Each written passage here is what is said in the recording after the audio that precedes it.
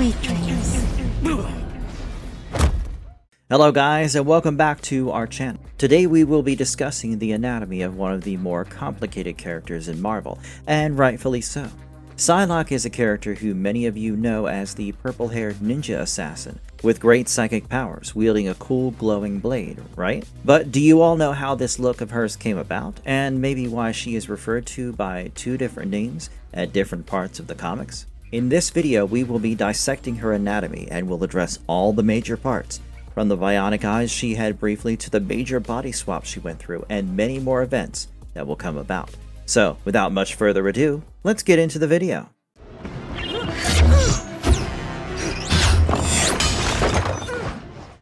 Who was Betsy Braddock before she became Psylocke? Before we get into the details of Psylocke's anatomy and her powers, we should trace her origins to see exactly who she was before her powers properly kicked in, and before her story started getting messy. So it all starts with our original Psylocke, Elizabeth Betsy Braddock.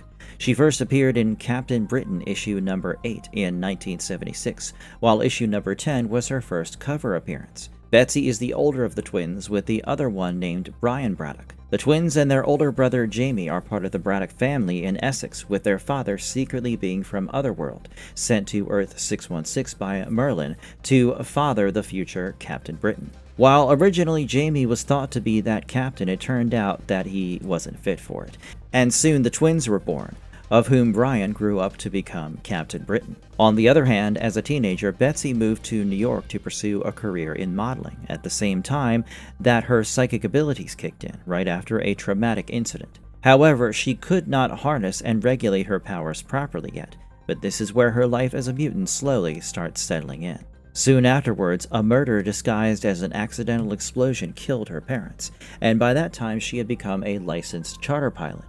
As if things were not already going wrong in her life, she witnessed an attack on her older brother Jamie while he was simply racing around their manor, which forced her to seek out her brother Brian to come save him. I will not get into the specifics, but a lot of things happened, and by the end of it, Betsy started developing her precognitive powers, soon after which she was recruited to join the Psi division of Strike by Agent Matthew. To stay undercover, she once again took up modeling as her job, which brought her a lot of recognition and praise. Fast forward to the time when the Psi Division agents were attacked by the Slaymaster, and Betsy and her colleague were sent to concentration camps under the reign of Mad Jim Jaspers. Once rescued, Betsy came back to Braddock Manor, where she was persuaded by the RCX agency to swap in for her brother as Captain Britain, as Brian had refused to work with them for certain reasons. So there is even a time when Betsy briefly took the spot of Captain Britain in his absence, before Brian came back and took up the role once again. Mind you, this is not the same as when she takes up the full-time role of Captain Britain much later in her life. We will get into the details of that later. So I hope this part of the video helped you understand how Betsy in her early career days read more like a British psychic spy than the ninja she is known as later. Her role majorly entailed intelligence gathering and psychic support back then, as compared to her much more complex role now. Basically, the woman who eventually becomes known for swords and martial arts began as a psychically vulnerable telepath, whose greatest asset was her mind. Pension plan. Bold words from the X-Man who's now protecting Apocalypse. What powers did Betsy have before she even became a ninja? Okay, now let us look at the powers she held before becoming a ninja. To answer briefly first, it was mostly just telepathy and precognition. She didn't have any psychic blades or katana, no experience in martial arts, and even telekinesis developed much later. So originally, it was just her precognition and telepathy that ultimately helped her in mental communication with others, along with psychic attacks and some limited mental influence and control over long distances. And every time she used her telepathic powers, a big butterfly-like image would appear around her face. So initially, she was no superhuman martial artist or anything. She simply had telepathic powers which she did not know how to utilize properly until later, with lots of training. One of the things that helped her manipulate the minds of people was the psi bolts that could injure, stun, or even kill people, along with psychoblasts that could incapacitate any living being or even affect inorganic materials. She could even tap into other people's powers and subdue them to her advantage. If we come back to her telepathy, she soon grew strong enough to communicate with her teammates across continent-wide distances, which is an insane ability to have.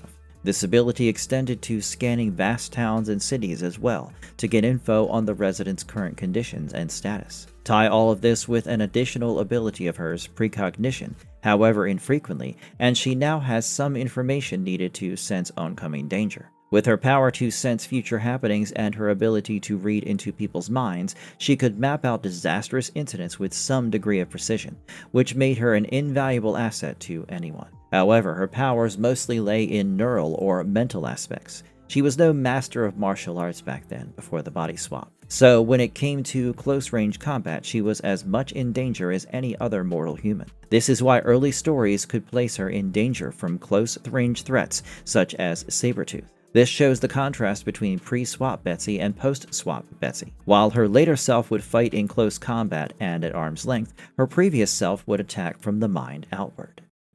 How did Betsy lose her eyesight, and why did Mojo replace it with cameras?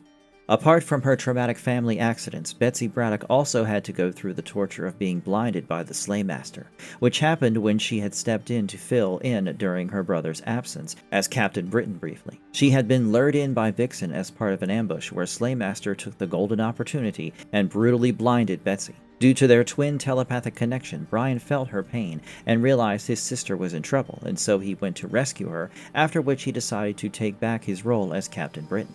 Soon afterwards, Betsy got engaged to Gabriel, previously known as Agent Matthew, and traveled to the Alps with him in hopes of getting a much-needed break. But of course, trouble followed her there as well. She was kidnapped by Mojo and Spiral and taken to Mojoverse, where she was subjected to brainwashing and believing she was Psylocke, and was then forcefully implanted with artificial bionic eyes via surgery. Why the sudden bionic eyes, you ask? Well, the reason behind them is disgusting for sure. Violating her privacy and going against her consent, the bionic eyes were used to secretly film footage for Mojo's entertainment show called Wild Ways, which helped him lure children from around the world into joining his junior team show called the Brat Pack. What a name! It's sad to see how Betsy's body was exploited and used for such a vile reason.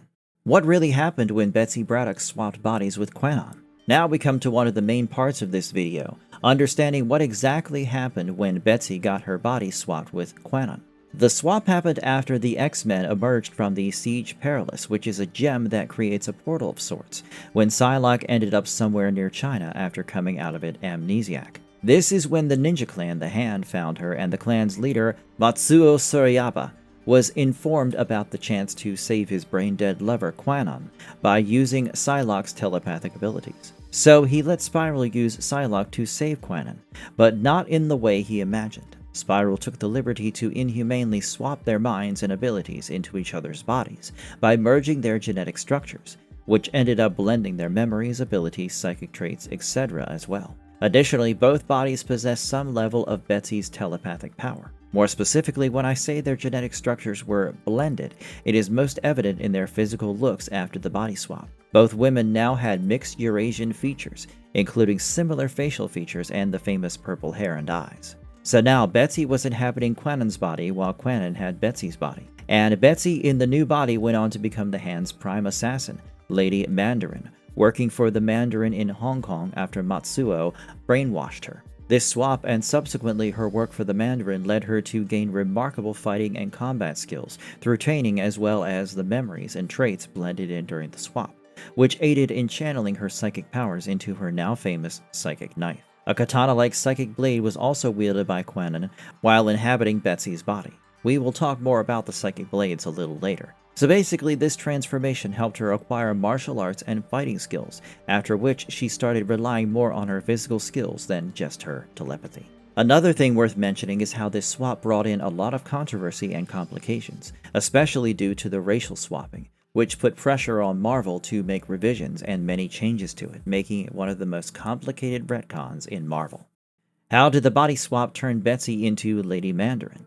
After Spiral carried out the procedure to swap the minds and genetically merge certain DNA structures of Betsy Braddock and Quanon, Betsy's consciousness was transferred into Quanon's body, while the blended memories and conditioning gave her access to Quanon's combat and martial skills. This helped Matsuo brainwash her into thinking she was Lady Mandarin and trick her into working for the Mandarin. The Hand then proceeded to train her, combining telepathy and martial arts skills, a combination which helped her quickly rise through the ranks and become a valued asset to the Mandarin. Under Matsuo, she went on to defeat many Hong Kong crime lords, but her first major mission involved going against Wolverine.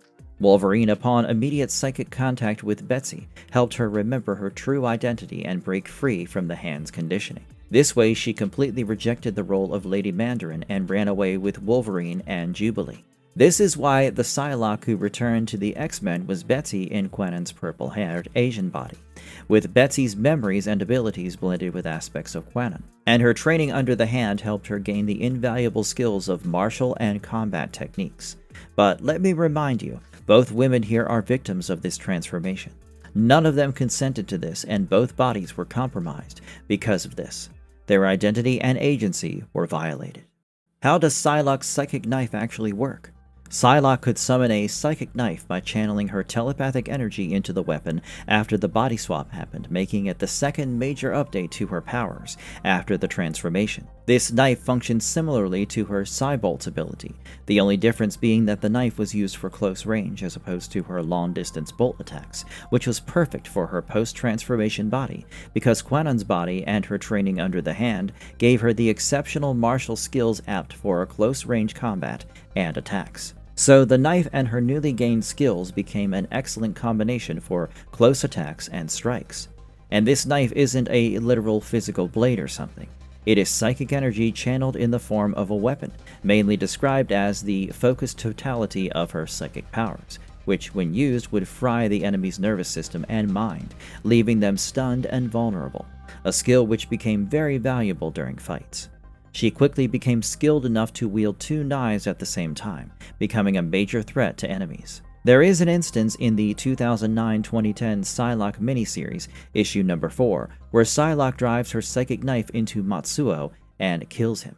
Why did the psychic knife become a telekinetic Psykatana? As the days passed by and Psylocke kept training and honing her skills, her psychic knife just kept getting stronger. But when she imprisoned the Shadow King in the astral plane, she had to devote her telepathy to keeping him caged there, which effectively prevented her from using her telepathic powers, including the psychic knife. Then, around Volume 2 of X-Men issue 100, it was revealed that Psylocke had gained Jean Grey's telekinetic abilities, while Jean had lost her telekinesis. Although initially she could not control her powers much, as time passed by she grew more accustomed to them. Once she learned to master the telekinetic powers, she began manifesting a long Psykatana composed of telekinetic energy in place of the psychic knife. This weapon proved to be more lethal than the previous knife. At its lowest energy, this katana functions on a similar level as the knife, while at its highest level, the katana has the capacity to slice through even physical matter, although she can cut through an armored opponent's armor,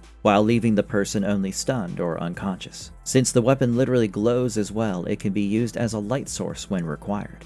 But one of the coolest abilities she has while using this katana is being able to break through power inhibitors placed on others, breaking them free from mental restraints. So when her powers switched from telepathy to telekinesis, her psychic knife did not simply disappear. Instead, it was replaced by a psionic katana that evolved along with her powers. And what started as a small knife aimed at people's nervous systems grew to become a sword that could cut through both thoughts and physical matter. What did the Crimson Dawn change inside Psylocke? Now comes the incident that again tampers with her body, and even personality this time. After a particular encounter with a crazed Sabretooth where Betsy was fatally wounded, Angel, Doctor Strange, Wolverine, and the ancient Gomer all traveled to the Crimson Dawn dimension to bring back a magical potion that would help heal her. Apart from recovery, she gained an additional ability to teleport through shadows while practically being invisible in them. But this came with a price, a physical as well as a mental one. Not only did ingesting it leave a red tattoo over her left eye, but the potion also changed some aspects of her personality, particularly turning her colder, a change that even brought distance between her and her lover, Archangel, for a brief period. But Psylocke was freed from the potion's influence once Gomer and the rest defeated the Proctor of the Dimension, Kudagari, and although now free, she still had the newly gained abilities within her. If we look at the example of Shadow King again, we will see the new ability's true power then. While Betsy had been tricked by Shadow King into creating a psychic shockwave disabling other telepaths, essentially leaving him unbothered on the astral plane, she used her shadow abilities to trap the king in the astral plane, and subsequently kept him caged using her telepathic powers. Irrespective of all this, we cannot ignore how Psylocke's body has constantly been repaired by forces she never chose, because of which she always wakes up with another new chain. First it was the bionic eyes, then it was the major body swap that happened, and this time the mystical healing that altered her personality, powers, and gave her a new scar. However, despite it being a bad experience, Crimson Dawn did save her life and even gave her new abilities. What is Psylocke's most impressive psychic feat? The first and foremost is the one I have already mentioned, which is the Shadow King imprisonment moment in X-Men Volume 2, issue number 78. I have to mention this one again because it really is one of the highlights of Psylocke's fights. While the rest of the telepaths had their psionic powers subdued, Psylocke fought against the immortal Shadow King and audaciously trapped his core in the astral plane, while diverting all her psychic energy to cage him there, despite being aware of the fact that doing so would leave her vulnerable. And fighting the Shadow King all by yourself is no small feat.